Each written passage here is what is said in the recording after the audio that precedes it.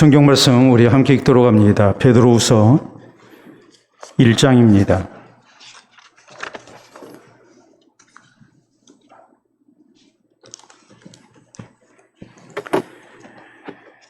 베드로후서 1장 8절에서 11절 말씀 우리 같이 읽도록 합니다. 8절부터 읽습니다. 이런 것이 너희에게 있어서 흡족한즉 너희로 우리 주 예수 그리스도를 알기에 게으르지 않고 열매 없는 자가 되지 않게 하려니와 이런 것이 없는 자는 맹인이라 멀리 보지 못하고 그의 옛 죄가 깨끗하게 된 것을 잊었느니라. 그러므로 형제들아 더욱 힘써 너희 부르심과 택하심을 굳게 하라. 너희가 이것을 행한즉 언제든지 실족하지 아니하리라. 이같이 하면 우리 주 곧 구주 예수 그리스도의 영원한 나라에 들어감을 넉넉히 너희에게 주시리라. 아멘. 기도하고 말씀 받도록 합니다. 하나님 아버지 감사합니다. 오늘도 변함없이 우리를 사랑하시고 또 하나님의 말씀 앞에 우리 있게 해주시오니 참으로 감사합니다. 성령께서 교회를 향하여 하시는 말씀이 되게 하시고 우리 모두 착하고 좋은 마음으로 주의 말씀을 받게 하시고 또 이 말씀을 따라 지키며 순종하며 사는 가운데 아름다운 열매를 많이 맺을 수 있도록 은혜를 더하여 주시옵소서. 예수님 이름으로 기도하옵나이다. 아멘. 오늘 베드로후서 강의 네 번째 시간입니다. 이런 말이 있습니다. 난 사람은 많지만 된 사람은 적다라는 말입니다. 난 사람이 누구겠습니까? 여러 가지로 능력이 많고 또 재주가 많은 사람, 이런 사람을 난 사람이라고 이렇게 얘기를 하죠. 된 사람은 누구를 얘기하겠습니까? 된 사람은 인격이 바로 된 사람, 이런 사람을 이제 된 사람이라고 얘기를 합니다.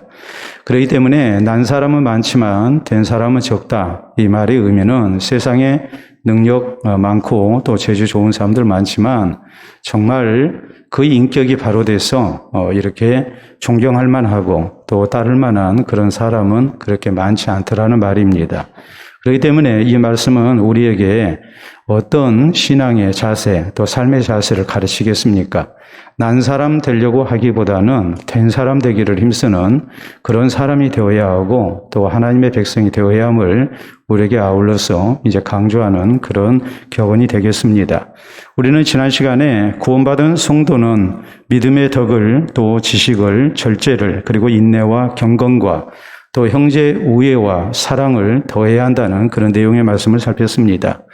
우리가 구원 얻은 성도라면 마땅히 인격적인 변화가 있어야 한다는 말이죠. 또 더 나아가서 우리가 하나님의 사랑으로 이웃을 사랑하는 가운데에 좋은 인간관계를 맺고 사는 것, 그리고 우리의 부족이 지금은 많지만 우리가 점점 더해가는 모습으로 우리의 신앙이 성숙되어야 함을 우리에게 가르치는 말씀이었습니다. 그래서 어디에서든지 우리가 바로 된 그리스도인으로서 인정을 받고 또 하나님 앞에 귀하게 쓰임받고 또 주변 사람들에게 감동이 되는 그런 하나님의 백성 되는 것, 이것이 지난 시간에 우리가 살폈던 말씀의 주 내용입니다.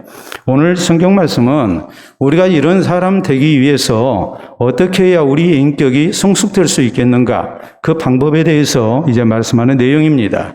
우리의 목표는 정해졌습니다. 우리가 난 사람 되기보다는 된 사람 되어야 하고 신앙 인격이 바로 된 하나님의 백성이 되어야 되는데, 이런 목표는 정해졌는데 이 목표에 이르기 위해서 우리가 어떤 신앙 자세로 살고 또 노력을 해야 할 것인가, 이 방법에 대해서 이제 말씀하시는 것이 오늘 본문에 있는 내용입니다. 자, 그렇기 때문에 우리 모두가 난 사람 되기보다는 된 사람 되기를 원하면서 어떻게 하면 신앙적으로 또 신앙 인격이 바로 된 하나님의 백성으로 우리가 성장해 나갈 것인가, 이것을 생각하면서 우리의 신앙의 자세를 다시 한번 가다듬는 그런 은혜가 우리에게 있어야 될 것입니다. 첫째로 오늘 성경 말씀은 어떤 것을 강조하냐면 우리의 신앙 성장을 위해서 우리가 게을러서는 안 된다는 것을 말씀을 하고 있어요.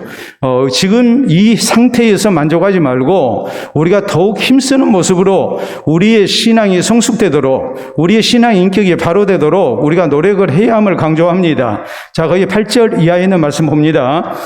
이런 것이 너희에게 있어서 흡족한즉 너희로 우리 주 예수 그리스도를 알기에 게으르지 않고 열매 없는 자가 되지 않게 하려니와 그랬습니다. 우리가 우리의 신앙의 본이 되시는 예수 그리스도, 우리의 구주가 되시고 또 우리의 본이 되시는 예수 그리스도를 알기에 우리가 게을러서는 안 된다, 이렇게 말씀을 하죠. 또 그렇게 해야 할 이유가 뭡니까? 거기 9절 10절에 있는 말씀을 보면 이런 것이 없는 자는 맹인이라 멀리 보지 못하고 그의 옛죄가 깨끗하게 된 것을 잊었느니라. 그러므로 형제들아 더욱 힘써 너희 부르심과 택하심을 굳게 하라. 너희가 이것을 행한즉 언제든지 실족하지 아니하리라라고 말씀을 하십니다. 자, 우리가 참으로 우리의 신앙생활 속에서 우리가 게으르지 아니하고 신앙의 성숙을 우리가 꾀야만이 우리의 옛죄가 깨끗이 그리스도 안에서 이렇게 씻어졌다는 것을 잊지 않고 삽니다. 하나님께서 그리스도를 통해서 우리에게 주신 구원을 분명히 붙들고 우리의 부르심과 택하심을 더욱 굳게 하는 가운데 우리가 흔들리지 않는 그런 신앙의 사람이 될 수 있다는 말이에요. 또 그리스도를 통해서 우리 구주 되신 예수 그리스도를 구주로 믿을 뿐만이 아니라 그리스도를 닮아가게 힘쓰는 그런 성도가 될 수 있다는 말이에요. 그래서 세상에 여러 가지 잘못된 이단적인 그런 주장이나 혹은 우리가 그리스도인으로서 바로 살아야 함에도 불구하고 그것을 방해하는 여러 가지 그런 요소로부터 우리 자신을 지켜가면서 우리가 하나님의 구원에 이르는 그런 성도가 될 수 있음을 이렇게 강조를 하고 있어요. 사실 그래요. 우리의 신앙이 성장하지 아니하면 죄 용서의 확신을 우리가 갖지를 못합니다. 구원의 확신을 갖지를 못합니다. 분명히 예수 그리스도가 나의 구주라는 것도 믿고 구원의 확신을 가졌다 할지라도 계속 그 자리에 머물러 있으면 나중에는 구원의 확신을 잊어버려요. 내 죄가, 옛죄가 깨끗이 됐다는 사실을 잊어버리고 우리가 엉뚱한 것을 이렇게 따르는 그런 어리석음을 드러내게 돼 있단 말이에요. 어디 그뿐입니까? 하나님 나라 영광도 보지 못하죠. 하나님 나라 우리가 소망도 갖지 아니하죠. 그렇기 때문에 이런 일에 대해서 우리에게 경고를 하고 계시는 거예요. 너희가 그리스도를 알기에 게으르지 않아야 우리의 신앙생활이 더 열심을 가지고 주님 알기를 힘쓰고 주님을 닮아가기를 힘쓰고 해야만이 우리의 신앙이 지켜지는 것이고 우리의 부르심과 택하심을 더욱 굳게 하는 하나님의 백성으로서 주의 나라 들어가는 성도가 된다는 말이에요. 우리가 실족하지 아니하고 믿음의 길을 잘 달려갈 수 있다는 말이에요. 그렇기 때문에 우리는 신앙이 성장해야 구원의 확신을 가질 수 있고 기쁨 가운데 신앙생활이 가능하다는 사실을 우리가 기억해야 합니다. 이걸 자꾸 잊어버리면 우리의 신앙이 자라나지가 않죠. 노력을 하지 아니하니까 우리가 주님 알기에 게을러진단 말이에요. 그러면 결국에 어떤 문제가 생기겠습니까? 구원의 확신을 잃어버리죠. 그리고 또 뭐 합니까? 우리가 잘못된 그런 이단의 미혹에 넘어갈 수밖에 없죠. 결국에는 하나님께서 우리를 불러주시고 택해주신 그 은혜를 굳게 하지 못하고 그것을 상실해버리는 그런 어리석음도 우리가 충분히 나타낼 수가 있다는 말이에요. 그렇기 때문에 성경은 우리에게 뭐라고 말씀하십니까? 우리의 신앙이 자라나야 한다는 것을 강조를 해요. 자라나기 위해서는 우리에게 뭐가 필요합니까? 우리가 게을러서는 안 되죠. 주님 알기를 힘쓰는 그런 열심 있는 신앙생활을 우리가 해야죠. 우리가 성경에 보면 에베소 4장 13절 14절에 이런 말씀이 나옵니다. 우리가 다 하나님의 아들을 믿는 것과 아는 일에 하나가 되어 온전한 사람을 이루어 그리스도의 장성한 분량이 충만한 데까지 이르리니 이는 이제부터 우리가 어린아이가 되지 아니하여 사람의 속임수와 간사한 유혹에 빠져 온갖 교훈의 풍조에 밀려 요동하지 않게 하려 함이라 그랬어요. 우리의 신앙이 믿는 것과 아는 것이 하나 되어야 해요. 나는 그냥 무조건 믿습니다 해가지고 그 신앙이 지켜지는 게 아니에요. 알면서 안 믿는 것도 문제지만은 믿는다 하면서 알지 못한 것도 큰 문제예요. 그런데 오늘날 많은 성도들이 어떤 문제에 봉착해 있느냐, 어떤 잘못을 저지르고 있느냐 했을 때에 예수님이 내 구주 믿는다고 그럽니다. 성경 말씀 믿는다고 그럽니다. 그런데 문제는 믿는 것과 아는 것이 하나 되지 못합니다. 그럼 결국 뭐 합니까? 예수 그리스도의 장성한 분량이 충만한 데까지 이르러야 해요. 내가 예수님이 누구신지, 그분을 우리가 왜 믿어야 하는지, 그리고 주님께서 우리에게 무엇을 말씀하셨는지, 이런 것을 알고 그리스도를 닮아가는 예수 그리스도의 제자된 모습을 우리가 가져야 하는데, 아는 일을 게을리하다 보니까 그냥 믿는다고만 하니까 결국에는 예수님과 상관없는 그런 교인이 되고 마는 거예요. 그렇기 때문에 우리에게 믿는 것과 아는 것이 하나 되어 그리스도 예수의 장성한 분량이 충만한 데까지 이르러야 한다. 그렇게 해야 할 이유가 뭐냐? 이제부터 우리가 어린아이가 되지 아니하여 온갖 잘못된 유혹으로부터 흔들리지 않고 우리를 지키기 위해서 그러는 거다. 이렇게 말씀을 하죠. 우리의 신앙생활이 분명히 아는데 열심을 내야 한다는 말이에요. 사도 바울은 고린도 전서 13장 11절에 이런 말씀을 합니다. 내가 어렸을 때에는 말하는 것이 어린아이와 같고 깨닫는 것이 어린아이와 같고 생각하는 것이 어린아이와 같다가 장성한 사람이 되어서는 어린아이의 일을 버렸노라라고 말씀해요. 여러분, 바울이라는 사람이 처음부터 장성한 신앙을 가진 게 아니에요. 바울도 처음에 예수님을 구주로 믿을 때는 어린아이 신앙이었습니다. 그러나 그가 교회의 신실한 지도자가 될 수 있었던 것, 그리고 많은 사람들에게 예수 그리스도의 복음을 힘있게 증거할 수 있었던 것, 물론 그것은 하나님의 은혜지만 또 한편으로 바울에게 있어서 어떤 신앙의 자세가 있었습니까? 그가 장성하기를 힘썼다는 사실이에요. 우리가 그 중요한 증거를 우리가 어디서 보냐면 빌립보서 3장 12절로 14절에 바울의 고백을 통해서 우리는 분명히 알 수 있습니다. 내가 이미 얻었담도 아니요 온전히 이루었담도 아니라 오직 내가 그리스도 예수께 잡힌 바 된 그것을 잡으려고 달려가노라. 형제들아, 나는 아직 내가 잡은 줄로 여기지 아니하고 오직 한 일, 즉 뒤에 있는 것은 잊어버리고 앞에 있는 것을 잡으려고 표대를 향하여 그리스도 안에서, 그리스도 예수 안에서 하나님이 위에서 부르신 부름의 상을 위하여 내가 달려가노라 그랬거든요. 바울이라는 사람이 빌립보서를 쓴 시기는 로마 옥중에 있을 때, 그러니까 그의 노년입니다. 그런데 바울은 뭐라고 말합니까? 나는 아직 잡은 줄로 여기지 아니한다. 난 아직도 부족한 사람이다. 내가 지금까지 신앙생활 해왔던 거 내가 다 잊어버리고 다 뒤로 돌리고 나는 오직 앞에 있는 것만을 바라보며 하나님께서 그리스도 예수 안에서 위에서 부르신 부름의 상을 위하여 나는 오늘도 달려간다. 이렇게 강조를 하죠. 이런 모습으로 신앙생활을 했으니까 바울은 한때는 어린아이 같은 그런 신앙의 모습을 가지고 있었지만 나중에는 장성한 사람으로서 교회를 이끄는 그런 하나님의 사람으로 귀하게 쓰임을 받을 수가 있었던 것입니다. 우리가 신앙생활에 게을러서는 안 됩니다. 우리의 신앙이 열심을 품고 주님 알기를 힘쓰는 신앙생활을 해야 해요. 우리가 히브리서 5장 12절에서 14절에 있는 말씀을 보면 너희가 때가 오래되었으므로 마땅히 선생이 되어야 할 터인데, 이 말은 무슨 얘기겠습니까? 10년을 믿었고 20년을 믿었고 30년을 믿었고 하면은 이제 그 정도가 되면 뭐가 돼야 합니까? 신앙의 달인이 돼야 되거든요. 여러분, 우리가 매스컴을 통해서 보는 달인인 사람들, 그 사람들 대개 한 10년 한 우물을 파면 자기 분야의 달인이 됩니다. 그 손놀림이나 또 일하는 그 솜씨, 기술 이런 거 보면은 그 분야에서 달인이 돼가지고 굉장한 실력을 발휘를 하죠. 그런데 우리의 신앙생활을 보면은 10년을 믿었으면 신앙생활의 달인이 돼야 되는데 그래야지 못해요. 20년을 신앙생활을 해도 달인이 못 돼요. 30년을 신앙생활을 해도 달인이 못 돼요.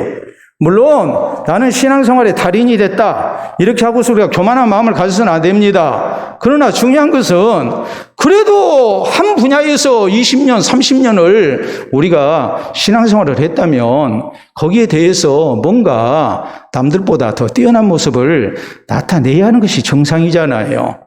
왜 우리가 그리하지 못하는가? 그래서 히브리서 이 5장 12절에서 14절에 있는 말씀은 너희가 때가 오래되었으므로 마땅히 선생이 되어야 할 터인데 너희가 그래야지 못한다 이 말이에요. 그러면서 뭐라고 그럽니까? 너희가 아직도 젖먹이 신앙이다. 너희가 장성하지 못했다. 장성해야만이 선악을 분별하는 바른 그리스도인, 바른 신앙생활을 할 수 있다. 이렇게 성경 우리에게 강조하죠. 자, 여러분 사진 하나 보도록 하겠습니다. 여기 사진 보시게 되면 저기 남자분이 한 분 나오고 그리고 이제 저분이 있는 방에 많은 이런 액자의 어떤 증명서가 이렇게 전시되어 있는 것을 우리가 볼 수 있습니다. 이분은 이탈리아의 루치아노 바이에티라는 분인데 나이가 70세가 됐어요. 저 배경에 나와 있는 액자에 들어있는 증서, 그것은 다 뭐냐면 학위증이에요. 대학에서 공부를 하고 또 대학원 공부를 하고 해서 이렇게 학사증, 석사증 이런 것이 무려 몇 개냐면 15개예요. 체육교육학도 공부를 했고 사회학도 공부했고 문학, 법학, 정치학, 철학 아주 다양한 분야에서 공부를 했어요. 근데 이게 그냥 속된 말로 좀 죄송합니다만 듣보잡이라고 그러죠. 들어도 못했고 보지도 못한 이런 좋지 않은 대학, 그런 대학을 이제 듣보잡 대학이라고 얘기를 하잖아요. 그런 대학이 아니고 이탈리아 명문대를 다니면서 이렇게 학위를 15개를 땄어요. 군사 전략학도 공부를 했고 관광학도 공부를 했고 했는데 이분이 최근에 16번째 학위를 따기 위해서 이제 도전했다 해가지고 소개가 됐어요. 그 분야가 뭐냐면 식품과학이에요. 이분이 공부하기 위해서 어느 정도로 열심히 하느냐, 새벽 3시부터 날마다 공부를 해요. 연세가 몇 세 됐다고요? 70세 되신 분이 새벽 3시부터 16번째 학위를 따기 위해서 공부를 해요. 근데 이분에게 물었어요. 지금 16번째 학위를 따기 위해서 지금 공부를 하는데 지금까지 공부하면서 가장 기억에 남는 공부가 뭐였습니까? 했더니 이분이 의외의 대답을 했어요. 그게 뭐냐면 범죄학이었어요. 범죄학. 범죄학을 공부하게 된 이유를 이렇게 말합니다. 죄수들과 얘기를 하면서 자기도 모르게 그들의 주장에 설득이 되더라는 거예요. 죄수가 내가 왜 죄 지었는가 하면서 거기에 대해서 설명을 하고 당신 같으면 이 상황에서 그렇게 하지 않겠느냐. 근데 이것이 뭐가 잘못이냐 하면서 자기가 했던 범죄에 대해서 저지른 범죄에 대해서 이렇게 합리화하면서 얘기를 하는데 그 얘기를 듣다 보니까 정말로 거기가 끄덕끄덕해지고 자기가 거기에 설득을 당하더라는 거예요. 그래서 깜짝 놀란 거예요. 내가 인생을 살 만큼 살았고 또 공부할 만큼 했고 또 경험도 많은 사람이고 사리 분별력이 있다고 생각하고 지금까지 살아왔는데 범죄자와 얘기를 하다 보니까 범죄자한테 자기가 넘어가고 있는 거예요.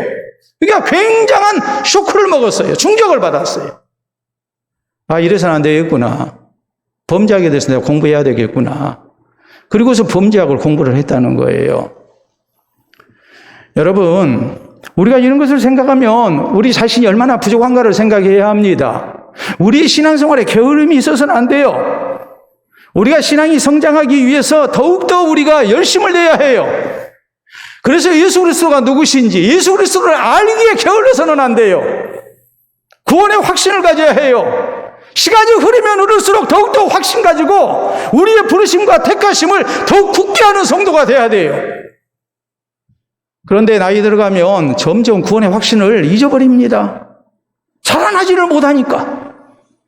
악한 영의 역사는 점점 더 그럴듯한 이론으로 우리를 미혹하는데 사탄도 자기를 광명의 천사로 능히 가장한다 그랬거든요.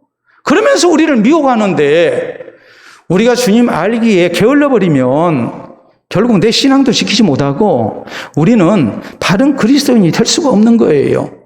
신앙 성장이 있을 수가 없어요. 신앙 인격이 자라날 수가 없어요. 노래가지 않는데 어떻게 자라납니까?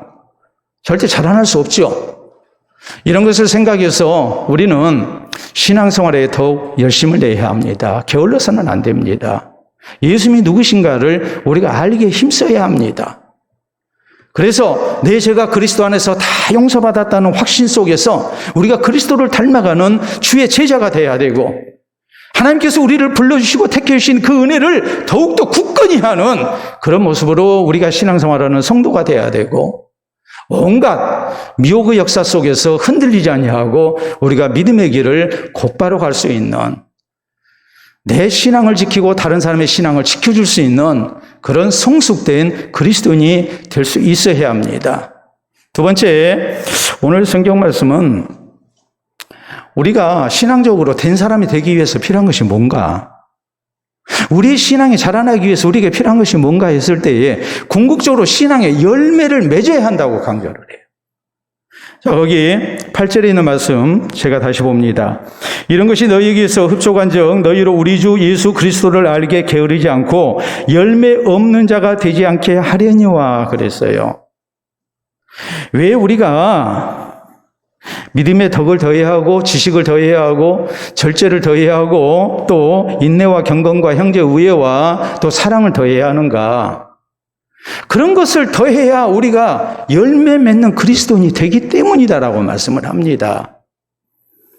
여러분, 신앙이 자라나야 열매를 맺죠. 나무를 심었습니다. 나무를 심었는데 나무가 안 자라는데 거기 열매가 맺히겠습니까? 신앙이 안 자라나면 열매가 맺어지지가 않죠. 신앙에 열매가 없죠.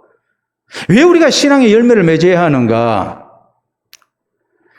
과일나무의 궁극적인 목표는 무엇입니까? 과일나무의 궁극적인 목표는 열매입니다. 과일나무를 심었는데 그 꽃이 아름다워서 과일나무를 심었다. 그런 경우는 거의 없어요. 물론 매화꽃 예뻐요. 네? 또 복사꽃도 예뻐요. 예쁘죠? 네? 배나무의 꽃도 얼마나 예쁜지 몰라요. 그 꽃 필 때 보면은 참 아름답습니다. 야, 세상에 저런 것도 있었구나. 우리가 그렇게 얼마든지 감탄할 수 있어요. 그런데 매화나무를 심은 목적이 꽃 보기 위해서 심습니까? 배나무를 기르는 목적이 백꽃 보기 위해서 배나무를 심습니까? 그거 아니죠. 열매 얻기 위해서 그러잖아요. 오늘날에는 과학 영농을 하기 때문에 또 품종 개량을 많이 하기 때문에 여러분 우리는 그랬어요. 옛날에는 벼 하면 벼가 어떻게 생겼습니까? 키가 크고 거기에 이제 열매가 벼가 이렇게 열리잖아요. 근데 품종 개량을 해가지고 다수학 품종 또 맛있는 이런 이제 품종을 이렇게 개량을 하잖아요. 개량을 하는데 전에는 벼가 키가 컸어요. 그래서 그걸 베가지고 탈곡하고 그 집을 가지고 뭐 했습니까? 초가 지붕도 있고 다 했잖아요. 근데 통일배랄지 이런 계량종이 나와가지고 키가 작잖아요. 키를 작게 만든 이유는 쓸데없는 영양분을 낭비하지 않기 위해서도 그랬지만은 태풍이 불면 키가 크면 다 넘어진단 말이에요. 야, 그걸 막기 위해서 키 작은 품종으로 다 만들었어요. 오늘날의 벼를 보면은 키가 안 커요. 그리고 집도 옛날처럼 그렇게 많이 필요하지가 않아요. 여러분, 무화과나무 우리가 생각해 볼까요? 무화과나무 이쪽 남쪽 지방에서는 대부분 이게 난대성 과일 나무기 때문에 저기 충청도 이북에 올라가면 무화과가 없습니다. 예? 무화과가 없어요. 그렇기 때문에 우리 성경에 보면 삭개오에 대한 기사가 나올 때 거기 옛날에 저 북쪽에서는 무화과나무가 없거든요. 우리나라의 복음이 북쪽에서 남쪽으로 내려왔어요. 그래서 성경을 번역할 때 그걸 뭐라고 번역했습니까? 뽕나무라고 번역을 했어요. 근데 성경이 다시 바뀌면서 이제는 매스컴이 발달돼서 또 이런 여러 가지 그런 학적인 지식이 공유된 그런 시대를 살고 있기 때문에 무화과나무가 어떻게 생겼는지 다 알거든요. 그래서 성경이 다시 바뀌었죠. 뭐라고 바뀌었어요? 뽕나무가 아니고 뭐라고 나왔습니까? 돌무화과나무라고 나오잖아요. 야생 무화과나무였다. 우리가 무화과나무 하면 이쪽 남쪽 지방에서는 대개 교회에 다 무화과나무가 한두 그루씩 있었습니다. 무화과나무 상당히 크게 자라고 또 그늘지 이렇게 생기고 그러잖아요. 근데 지금 무화과 재배하시는 분들, 저 영암이랄지 혹은 저쪽 목포 그쪽에 뭐 아페도랄지 이런 데서 이제 무화과 재배를 많이 하잖아요. 무화과나무 보면 그렇게 안 커요. 그냥 조그만 나무예요. 왜요? 무화과나무를 재배하는 목적이 어디 있냐면 열매 있기 때문에 그러는 거예요. 열매만 맛있게 많이 열리면 되는 거예요. 우리의 신앙생활에 있어서 궁극적으로 하나님이 우리에게 바라시는 것은 뭔가? 그건 신앙의 열매예요. 근데 우리가 자라나지 아니하면 이 신앙의 열매를 맺지를 못하는 거예요. 신앙의 열매가 얼마나 우리에게 중요합니까? 예수님께서는 마태복음 7장에 17절로 20절에 이런 말씀을 하십니다. 좋은 나무가 아름다운 열매를 맺고 못된 나무는 나쁜 열매를 맺는다. 좋은 나무가 나쁜 열매를 맺을 수가 없고 못된 나무가 아름다운 열매를 맺을 수가 없다. 그러시면서 아름다운 열매를 맺지 아니하는 나무마다 찍혀 불에 던져지느니라. 이러므로 그들의 열매로 그들을 알리라 그랬어요. 우리가 진짜 그리스도인으로 예수 그리스도의 제자로 구원받을 사람으로 우리가 인정받는 길이 어디 있느냐? 그건 내가 20년 교회 다녔고 30년 교회 다녀서 그걸로 인정받는다는 말이 아니고 우리가 신앙에 좋은 열매를 맺어야 정말 저 사람은 그리스도인 맞다. 저 사람은 구원받을 사람이다. 사람도 인정하고 하나님도 인정하신다는 말입니다. 그렇기 때문에 신앙의 열매를 맺는다는 것은 대단히 중요해요. 우리 예수님께서 씨 뿌리는 비유 가르쳐 주셨죠? 여러분, 씨 뿌리는 비유의 핵심이 뭡니까? 열매를 맺었느냐 못 맺었느냐거든요. 잘 자랐어요. 그런데 결정적으로 열매를 맺지를 못해요. 그러면 그건 잘못된 것이죠. 열매를 맺어야 그 신앙이 바로 된 것이죠. 우리가 성경에 보면 하나님께서 이스라엘을 징벌하십니다. 그 징벌하신 이유를 하나님이 이렇게 말씀하세요. 내가 좋은 포도나무를 갖다가 심었는데 나쁜 열매를 맺었다. 들포도를 맺었다. 그렇기 때문에 찍어서 불에 던진다 그랬어요. 하나님께서 세상 많은 만민들 가운데 이스라엘을 특별히 택하시고 제사장 나라와 제사장 민족으로 쓰기를 원하셨습니다. 그런데 이스라엘이 하나님을 바로 섬기지도 못했고 하나님께서 원하시는 아름다운 열매를 맺지를 못합니다. 그러니까 하나님 말씀하십니다. 내가 찍어서 불에 던지리라. 징벌하신다는 말이에요. 데살로니가 교회가 아름다운 신앙생활을 했습니다. 믿음의 역사와 사랑의 수고와 우리 주 예수 그리스도를 향한 소망의 인내가 있는 아름다운 교회였습니다. 그냥 믿음, 소망, 사랑이 있었다가 아니에요. 믿음의 역사. 믿음으로 살고자 애썼던 그 삶의 흔적들이 있었어요. 말로만 사랑하고 마음으로만 사랑하지 않았어요. 사랑하기 때문에 나를 희생하며 수고하고 섬겼어요. 마음으로만 소망 갖고 입술로만 소망 가진 사람들이 아니에요. 우리 주 예수 그리스도를 향한 소망을 가졌기에 이 사람들은 아무리 좋지 못한 환경 속에서도 신앙을 지키고 뭐합니까? 인내했습니다. 믿음, 소망, 사랑은 추상명사입니다. 그런데 역사와 수고와 또 인내하는 모습을 통해서 추상적인 그 믿음과 사랑과 소망이 눈에 보이는 보통 명사로 이렇게 자라난 열매가 있었어요. 그러니까 바울 사도가 뭐라고 말합니까? 형제들아, 하나님께서 너희를 택하심을 아노라. 너희는 분명히 구원받은 사람들이다. 너희들의 신앙의 열매를 보니까 너희는 분명히 구원받았다라고 이렇게 말하죠. 실험을 해봤어요. 실험 대상군을 둘로 나눠가지고 한 대상에게는 6개월 동안 어린 시절에 좋은 추억을 날마다 기록하게 했습니다. 옛날에 좋았던 일을 추억하는 거 사람 마음 기쁘게 하고 여유롭게 하고 즐거운 일이죠. 또 한 대상에게는 날마다 잘한 일 3가지와 그 이유를 기록하게 했어요. 그랬더니 6개월이 지난 후에 봤더니 이 두 집단 가운데 누가 더 만족이 있었고 더 나은 삶을 살았느냐.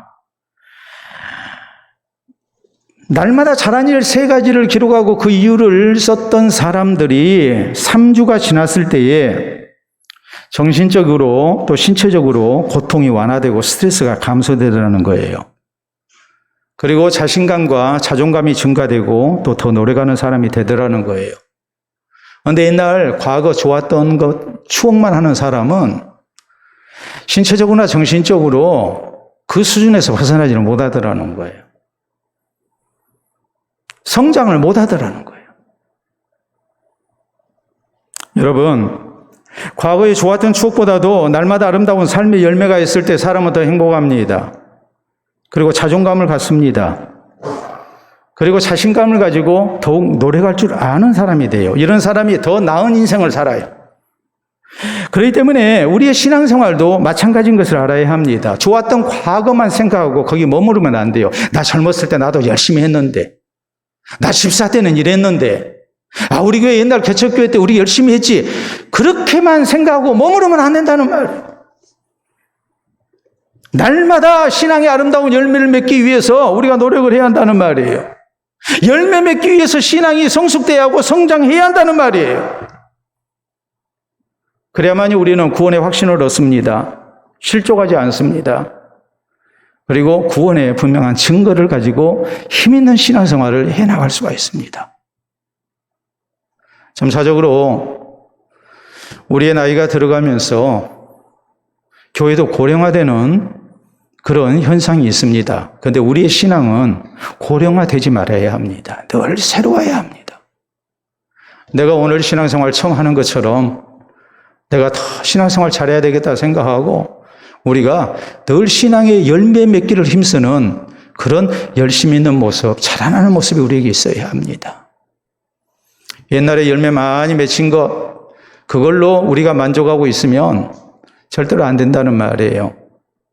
과수원에 과일나무가 있는데 옛날에 아무리 많은 열매를 맺었다 할지라도 지금 열매 맺지 못하면 그 나무는 존재 이유가 없습니다. 주인이 도끼로 찍어버리죠. 마찬가지예요. 오늘 내 신앙이 날로 성장하는 가운데 그때마다 하나님 기뻐하시는 열매를 맺도록 힘써야 해요. 왜 우리가 신앙생활에 게을러서는 안 되는가? 왜 우리의 신앙 인격이 성숙돼야 되는가? 그것은 신앙의 열매를 맺기 위해서예요. 아름다운 열매를 맺어야 부르심과 택하심을 더욱 굳게 하는 성도라고 우리가 인정을 받을 수가 있습니다. 잊지 마시기 바랍니다.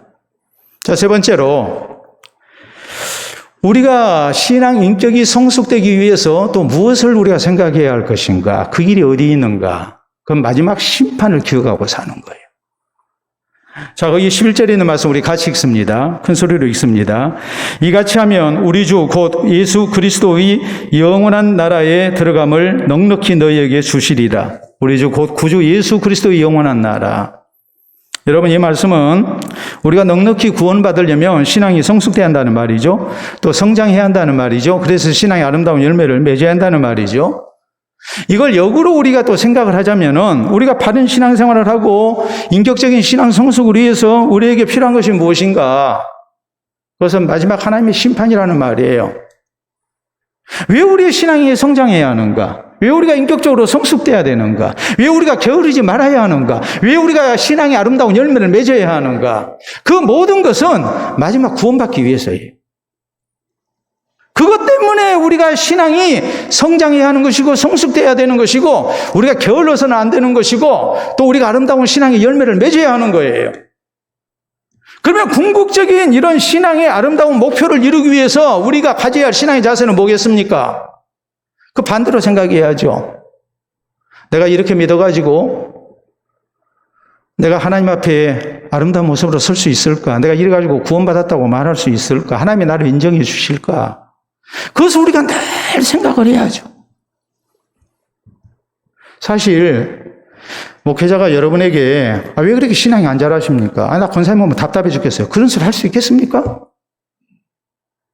못해요. 그런 소리 하면 다 시험 들겠죠. 좋아할 사람 누가 있어요? 스스로 물어야 해요. 네? 내가 이래가지고 하나님 앞에 내가 설 수 있겠는가? 내가 이래가지고 구원받을 수 있는 사람이 될까? 내가 이래가지고 하나님 앞에 부끄럼 당하지 아니할까? 우리 스스로에게 늘 물어보면서 나를 점검을 해야 해요. 여러분, 사실 학창시절 얼마나 좋습니까? 부모님한테 용돈 다 쓰고 내 재능을 개발하고 그리고 날마다 자라난다는 그런 기쁨 속에서 친구들과 교제하면서 그러면서 또 아름다운 장래의 꿈을 꾸면서 우리가 공부한다는 거 참 좋은 일이잖아요. 그런데 여러분 자녀들, 또 여러분도 학창시절 때 늘 즐겁게만 다녔습니까? 여러분 아이들 학교 갈 때 즐거워하던가요? 왜 그렇게 힘들까요? 시험 때문에 그러는 거예요. 시험 때문에. 시험만 없으면, 상급 학교 진학에 대한 스트레스만 없으면 학창시절은 좋아요. 근데 그 시험 때문에 안 되는 거예요.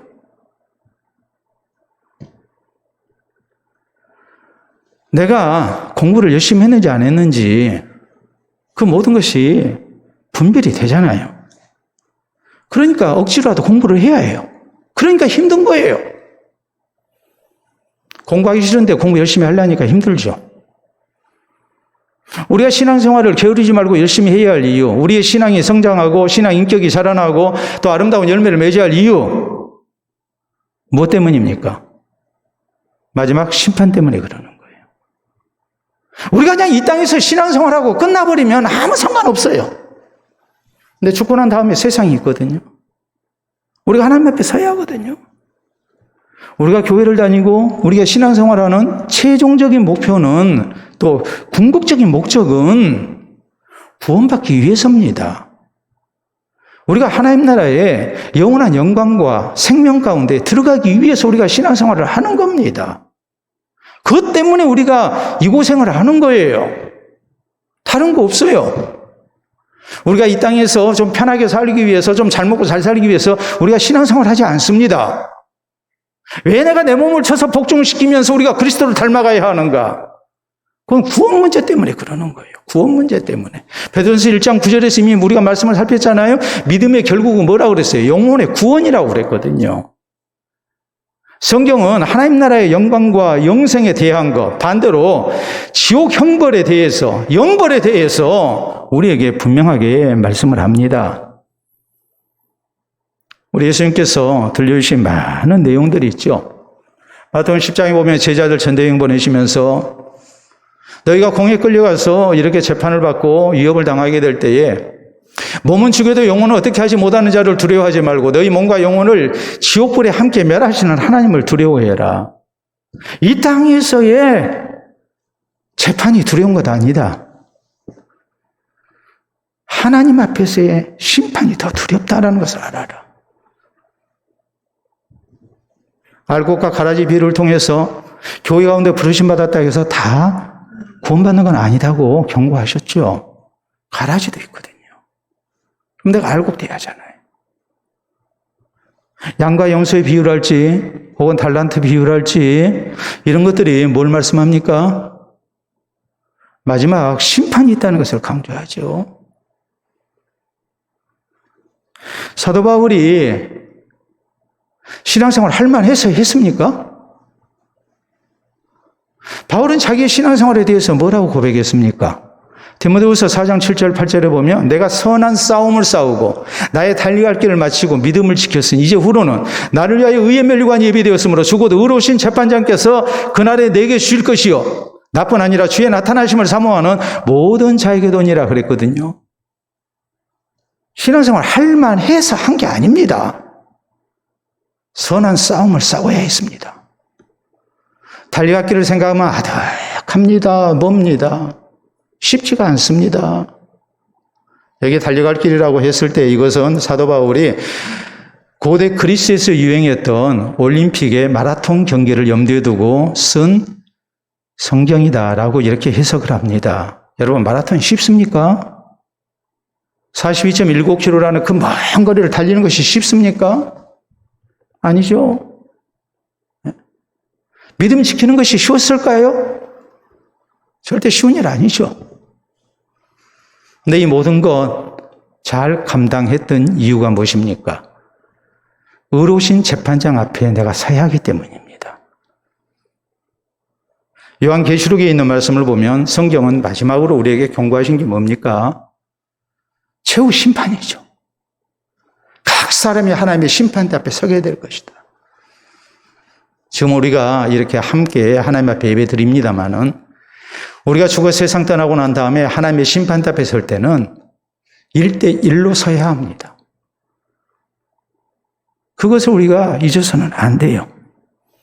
우리가 TV 프로 가운데 특전사 대원들 훈련 방식을 따라서 생존의 기술 배우기 이런 내용이 많이 나옵니다. 그래서 재난 가운데서 생존할 수 있는 오지랄지 밀림이랄지 혹은 무인도에서 살아남기 위한 여러 가지 생존 기술을 이렇게 선보이고 또 배우는 또 실습하는 그런 프로들이 많이 있죠. 그러죠?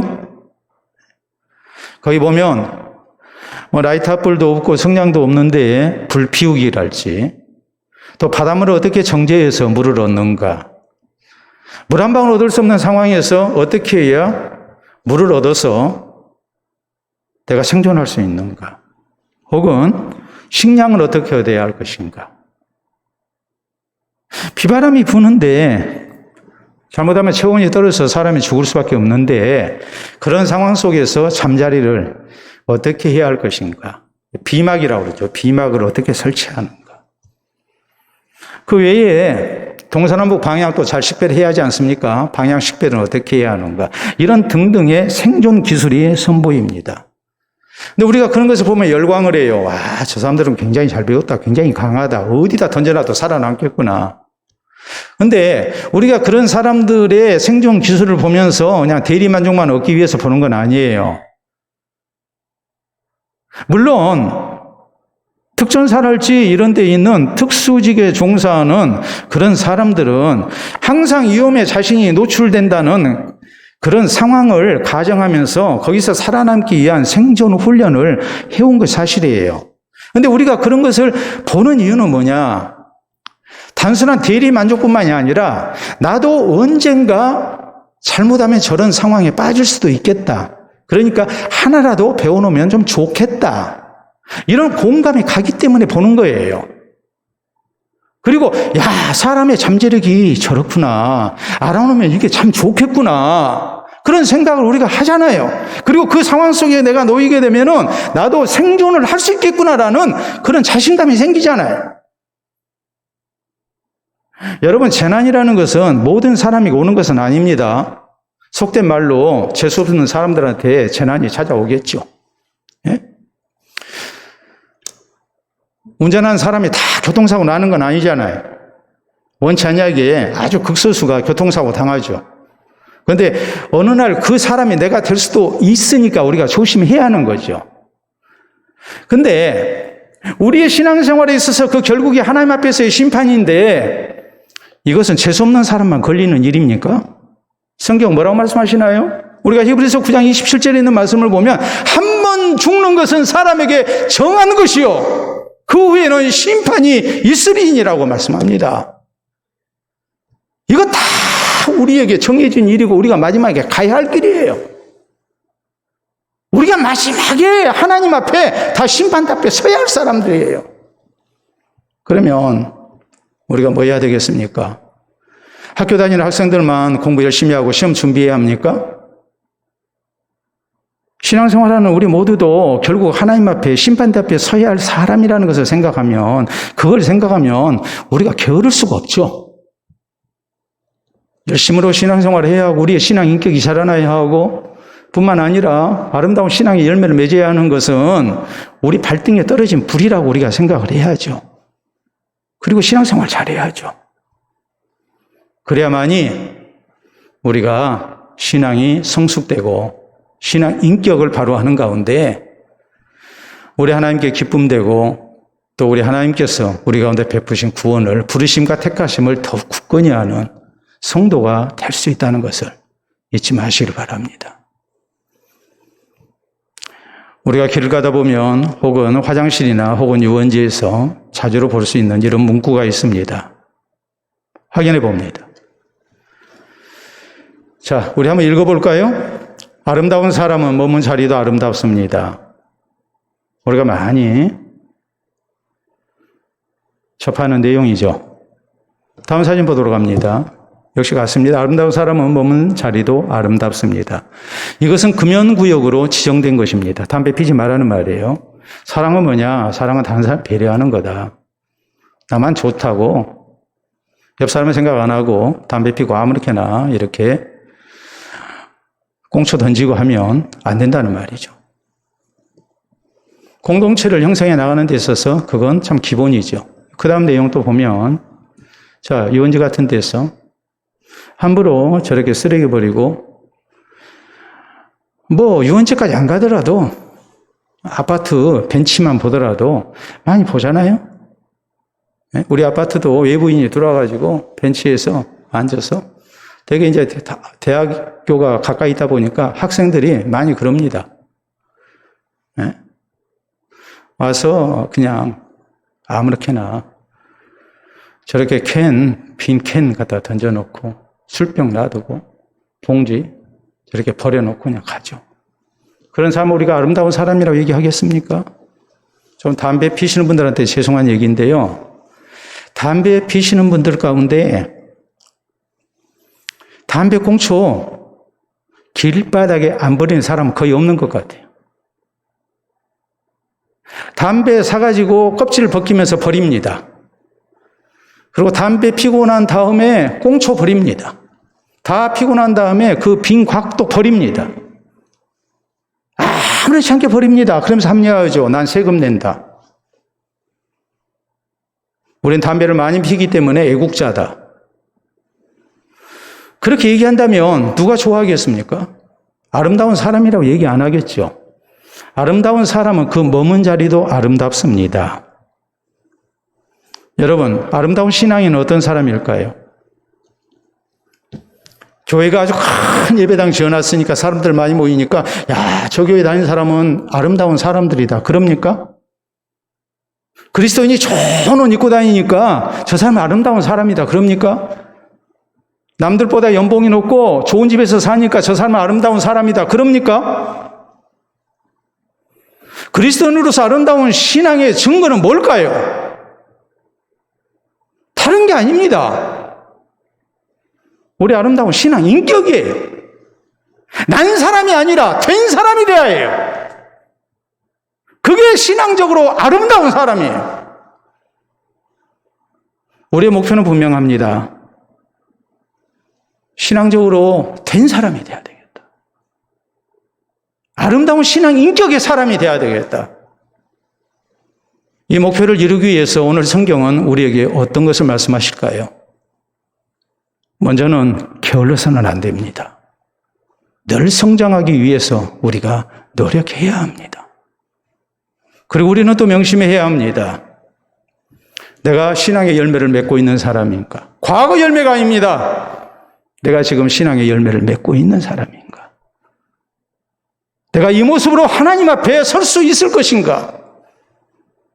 내가 장차 하나님 앞에 서야 되는데 내가 어떻게 신앙생활을 해야 할까? 그 고민 속에 우리가 게으르지 않고 아름다운 신앙의 열매 맺기를 힘쓴다면 우리가 세상적으로 난 사람은 되지 못한다 할지라도 신앙적으로 된 사람 될 수 있을 것입니다. 이 확신 가지고 우리가 더욱더 아름다운 신앙생활을 힘쓰는 우리 모두가 될 수 있기를 바랍니다. 우리 함께 기도합니다.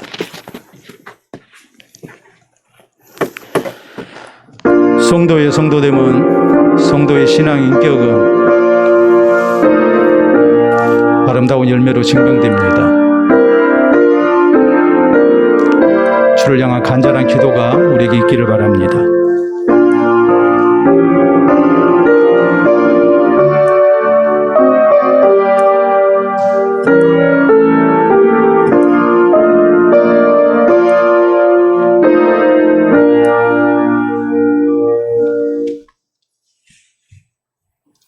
자비로우신 우리 아버지 은혜를 진심으로 감사합니다.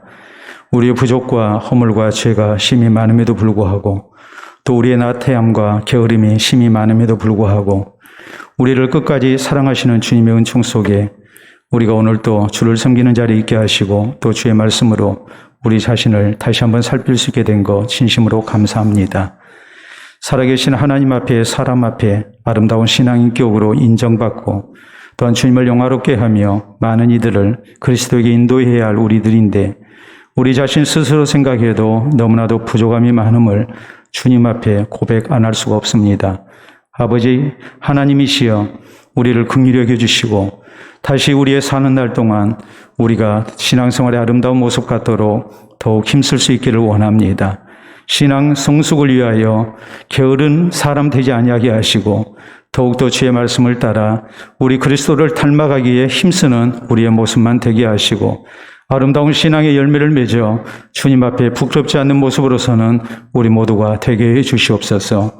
세상 가운데 난 사람은 되지 못한다 할지라도 신앙 인격이 바로 된 사람 되게 하여 주셔서 많은 이들에게 인정받으며 또 저희에게 감동이 되는 하나님의 사람들 되게 하시고 또한 하나님 앞에 참으로 아름다운 모습으로 서는 중 우리 주님께서 더욱 사랑하시고 아끼시는 주의 자녀들이 되게 해 주시옵소서. 더욱더 주의 부르심과 택하심을 굳게 하기에 우리 모두가 힘쓸 수 있게 하시고 우리 주님께서 우리를 부르실 때에 참으로 하나님 나라의 영광스러운 면류관이 있는 성도들 되게 하시고 주님의 칭찬이 있는 성도들이 되게 하여 주시옵소서. 감사하오며 예수님 이름으로 기도하옵나이다. 아멘.